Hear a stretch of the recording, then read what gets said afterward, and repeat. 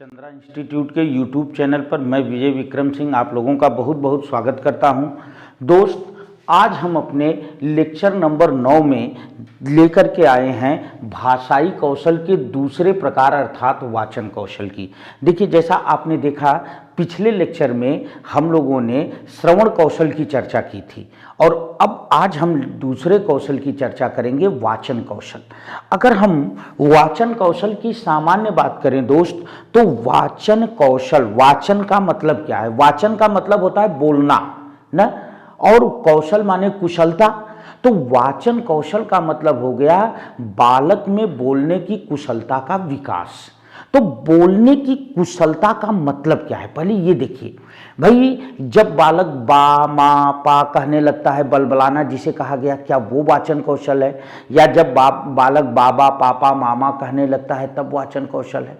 तो दोस्त, वाचन कौशल का मतलब है जब बालक अपने भावों एवं विचारों को क्रमबद्ध ढंग से उचित लय एवं उतार चढ़ाव के साथ बोलने लगता है तब उसे वाचन कौशल कहते हैं। कहने का मतलब यह है कि जब बालक केवल बा माँ पा या बाबा मामा पापा कहने लगता है तो वो वाचन कौशल नहीं है, बल्कि वाचन कौशल का मतलब है जब बालक वाक्यों का प्रयोग करने लगता है और एक वाक्य से दूसरे वाक्य को आपस में जोड़ करके अपने भावों विचारों को अभिव्यक्त करने लगता है, तब उसे कहते हैं वाचन कौशल। ठीक, तो इस तरह से हमारे जो है बालक में होता है वाचन कौशल का विकास। ठीक, अब आइए देखते हैं दोस्त, वाचन कौशल का महत्व क्या है। देखिए, एक तो सबसे बड़ी बात है, वाचन कौशल पठन कौशल का आधार है। बहुत महत्वपूर्ण पॉइंट दिया गया कि वाचन कौशल क्या है, ये पठन कौशल का आधार है। कहने का अर्थ यह है कि यदि बालक वाचन कौशल न कर पाता हो तो पठन कौशल बहुत कठिन है। यदि बालक को बोलना ही नहीं आएगा तो वो पढ़ेगा कैसे? और इसलिए प्रायः देखिए, जो गूंगे बहरे बच्चे होते हैं वो पढ़ नहीं पाते हैं, या एक विशेष टेक्निक से उनको पढ़ाया जाता है, नॉर्मल शिक्षा उन्हें नहीं दी जा सकती है। तो इसलिए ध्यान रखिएगा कि वाचन कौशल पठन का आधार है।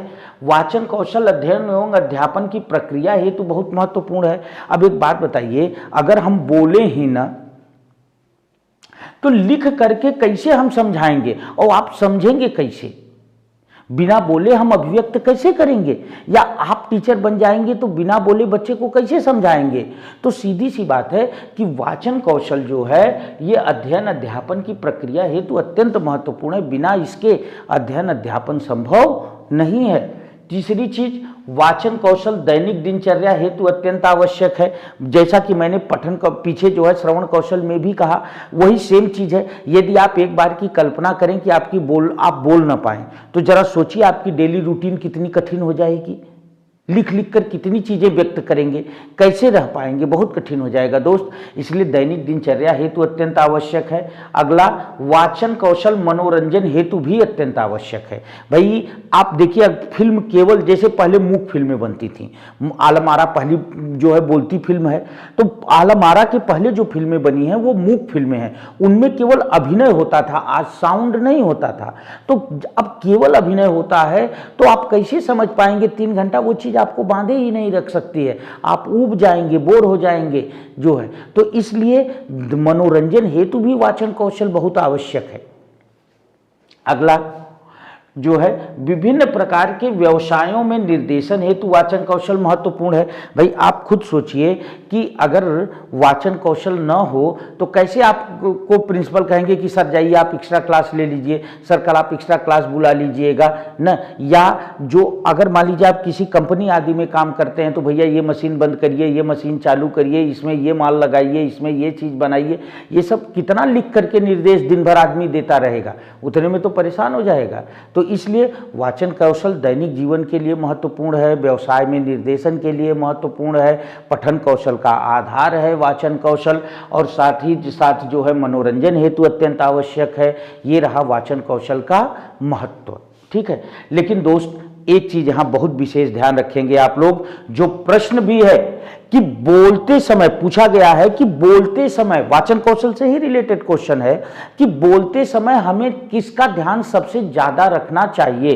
तो बोलते समय सर्वप्रथम भाषा की शुद्धता पर विशेष ध्यान रखना चाहिए। वर्ण की जो शब्द आप प्रोनाउंसिएट कर रहे हैं, जो शब्द उच्चरित कर रहे हैं, उस शब्द की शुद्धता पर, भाषा की शुद्धता पर बोलते समय आपको विशेष रूप से ध्यान देना चाहिए, नंबर 1। नंबर 2, बोलते समय हमें उचित हाव भाव और प्रवाह पर भी ध्यान देना चाहिए। भाई बिल्कुल पता चला, अब आप वीर रस की कविता पढ़ रहे हैं, बुंदेले हर बोलों के मुंह हमने सुनी कहानी थी, खूब लड़ी मर्दानी वो तो झांसी वाली रानी थी। अब इस तरह से अगर आप पढ़ रहे हैं तो क्या ये लग रहा है वीर रस की कविता पढ़ी जा रही है? भाई बोलते समय उचित हाव भाव प्रवाह, वो लय बना होना चाहिए, वो रिदम होनी चाहिए। जब तक रिदम नहीं होगा बोलने का कोई मतलब नहीं। आप कभी भी एक प्रभावशाली वक्ता नहीं हो सकते हैं।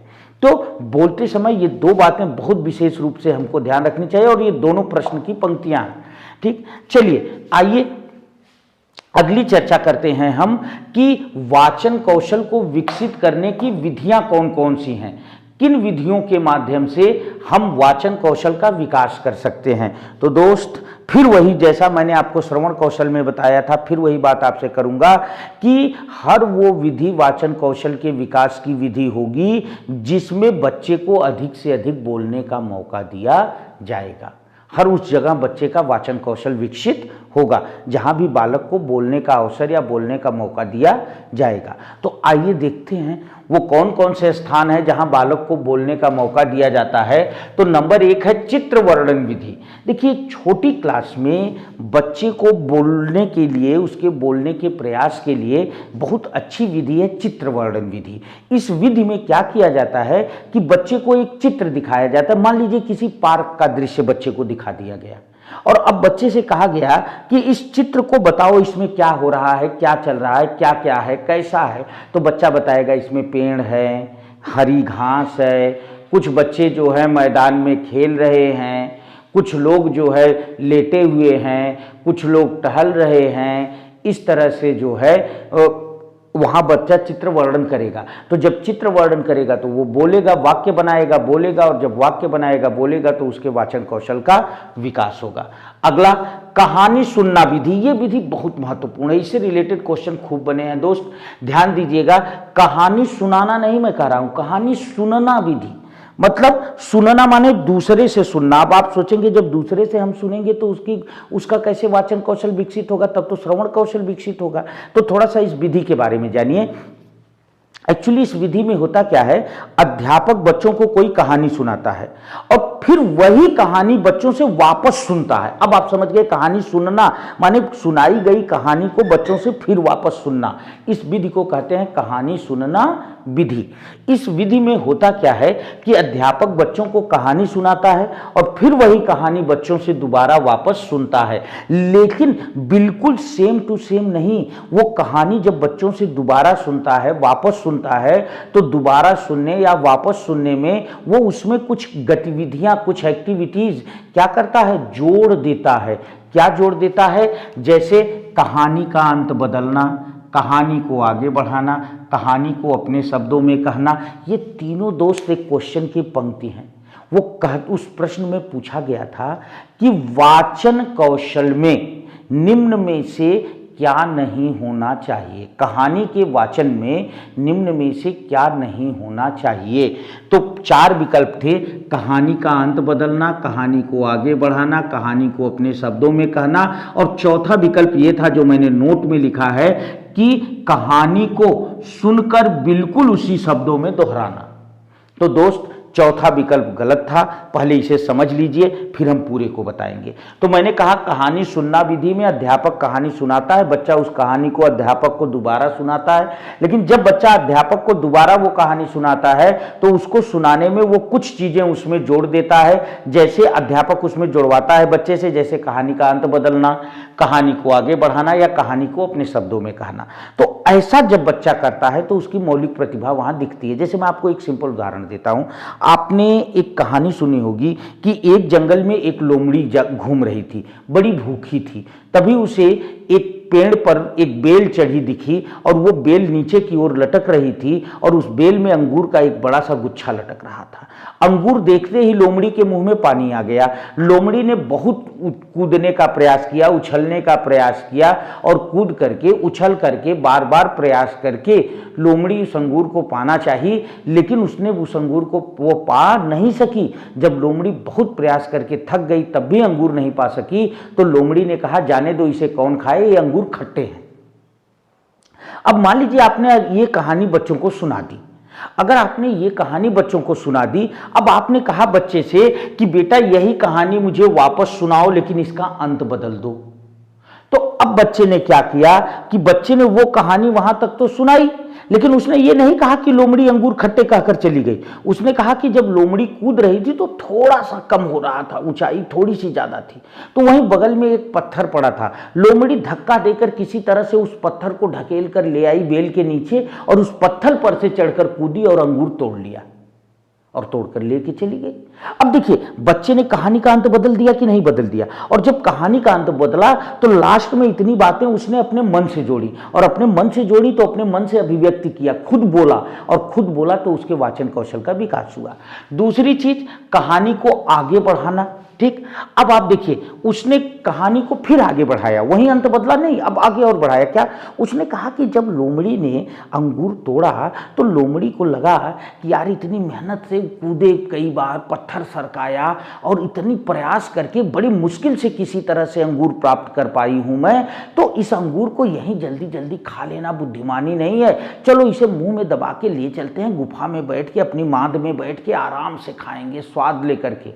और ये सोचकर लोमड़ी अब अंगूर मुंह में दबाकर जाने लगी। जैसे ही कुछ दूर जाने लगी, एक पेड़ पर 4-5 कौवे बैठे थे। उन कौवों की निगाह उस लोमड़ी के मुंह में दबे हुए अंगूर पर पड़ी और वो झपट्टा मार मार के उसमें से एक एक दाना अंगूर नोचकर भागने लगे।